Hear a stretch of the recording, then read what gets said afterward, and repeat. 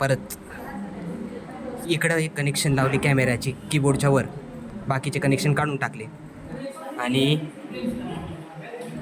हा एक library import केला, व्हिडिओ कॅप्चरचा कॅमेऱ्याचा हे स्टेट दिली, नंतर ओपन केला, एक काय म्हणतात एक्सेप्शन हँडल केली, वाईल ट्रू केला.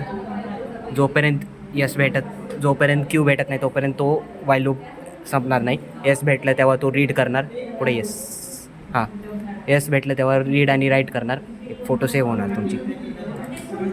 कॅमेरा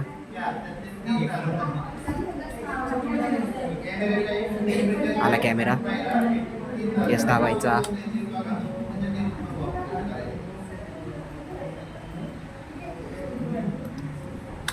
येस काहीच होत नाही. छान, कोडले भारी केलं आहे.